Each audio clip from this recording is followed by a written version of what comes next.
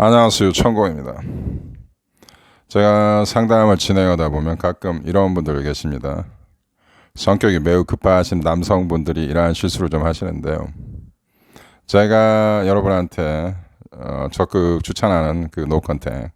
노컨택이라는 것은 어떤 행동 강령, 어떤 전략이 아닙니다. 노컨택이라는 것은 마음가짐의 변화이죠. 근데 여러분이 이별을 당한 지 얼마 안 됐을 때는 아무것도 하지 않는다는 것이 굉장히 어려울 수가 있습니다. 그래서 성격이 굉장히 급하신 분들은 제가 추천하는 이 아무것도 하지 않고 연락을 취하지 않는 이러한 행위들을 하기가 무척 어려운 경우가 있습니다. 이럴 때 저한테 하는 변명이 있습니다. 나 재회가 필요 없다. 당신이 알려준 노컨택 안 하겠다. 그러면 이게 이런 것입니다. 원래 여러분이 재회를 원하더라도 아무것도 하지 말아야 하며, 즉 노컨택을 해야 하며, 또 재회를 포기하더라도 아무것도 하지 말아야 합니다. 여러분은 이별된 관계이기 때문에 포기했으니까 아무것도 하지 않아야 하지 않나요? 그런데 나는 재회를 포기했다, 안 한다 이렇게 저한테 말씀을 주고 그분들이 하시는 게 연락을 취해서 매달리는 기조로 가는 겁니다. 이분은 뭔가 지금 생각이 잘못되어 있는 거죠. 그러니까 역시 지금 이별 당한 지 얼마 안 됐기 때문에 이 정신적으로 좀 매우 취약한 상태 아닙니까? 그렇기 때문에 어떤 사고의 어떤 불기능이죠. 그래서 잘못 생각하시는 건데, 나는 이분의 어떤 말은 언어적으로는 좀 말이 됩니다. 나는 노컨택을 통해서 재회를 포기했으니 내가 하고 싶은 대로 하겠다. 즉 내가 연락을 해서 재회를 망쳐놓겠다는 얘기잖아요. 나는 재회를 원하지 않는다라고 얘기했으니까. 그 말은 맞아요. 근데 말은 맞지만 전혀 현실 감각이 없는 행동이시죠. 그들이 과연 재회를 원하지 않았을까요? 그렇지 않습니다. 그 매달리고 결국은 차이고 다시 저한테 다시 돌아옵니다. 자, 여러분이 이별 당한 지 얼마 안 됐을 때는 여러분이 매달리면 그들은 반드시 도망가게 되어 있습니다. 이건 과학입니다. 여러분은 그들을 멀리 더 쫓아낼 뿐이지 여러분의 재회 찬스는 계속 약해집니다. 그래서 다시 하는 말씀이지만 여러분이 재회를 원하도 아무것도 하지 말아야 하며 재회를 포기하더라도 아무것도 하지 말아야 합니다. 자, 노컨택이라는 것은 여러분의 마음가짐의 변화입니다. 여러분이 그들한테 니디하게 매달리고 의존하는 그러한 미성숙한 태도로부터 독립적이고 자아가 완성된 자신감 있는 성숙한 인간으로 돌아오는 과정입니다. 그래서 여러분의 독립적이고 자신감 있는 그러한 감정 기조를 여러분의 X가 느껴질 때 재회가 되는 것입니다.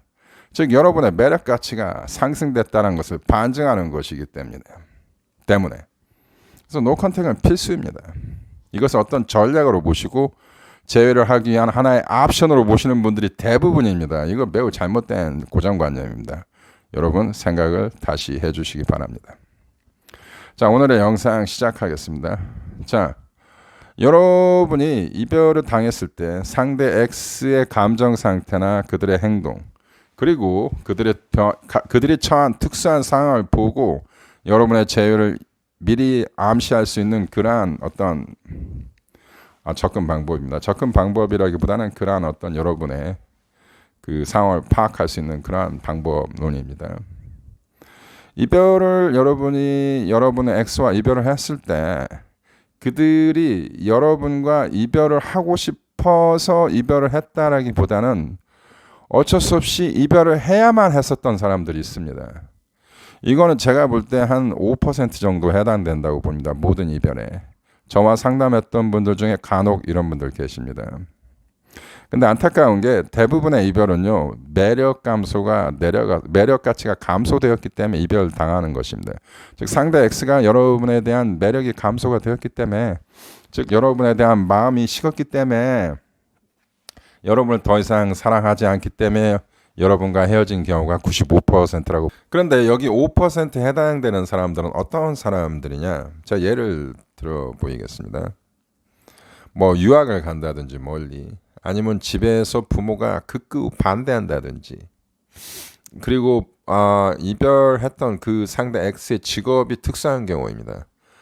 만약에 해외 파견을 가야 하는 용병이나 뭐 기자이거나 1년에 한 6개월 이상은 해외에 있어야 하는 사람들, 그런 특수한 직업군을 가진 사람들, 무슨 연예인이거나 뭐 이런 경우들 있습니다. 이런 경우는 그들이 여러분을 굉장히 사랑해도 본인이 가지고 있는 특수한 직업 환경, 스트레스가 또 많은 직업군일 경우 연애를 하기가 좀 힘든 경우가 있습니다. 이래서 헤어지는 경우들은요, 대개는 재회가 잘 됩니다. 부모가 반대하는 것도 그 가정마다의 특수한 문화가 존재하지 않습니다. 어떤 집안이 가지고 있는 그 문화, 그 가정이 가지고 있는 특수한 어떤 그 가정만의 문화가 있습니다. 그 아젠다가 독특할 경우에 여러분과의 연애를 극구 반대하시는 경우가 있습니다. 자, 부모나 지인이나 친척이 여러분의 연애를 반대할 경우에 상당히 영향을 끼칩니다. 여기에 대한 연구조사도 있습니다. 하지만 이런 경우 여러분을 사랑하지만 어떤 특수한 환경 때문에 이별했던 분들은 재회가 잘 됩니다.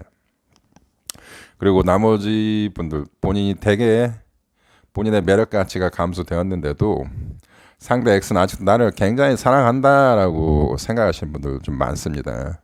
저와 상담을 해보시면 제가 바로 잡아드리는 경우가 있죠. 대부분은 매력 가치가 감소돼서 헤어지는 경우가 대부분입니다.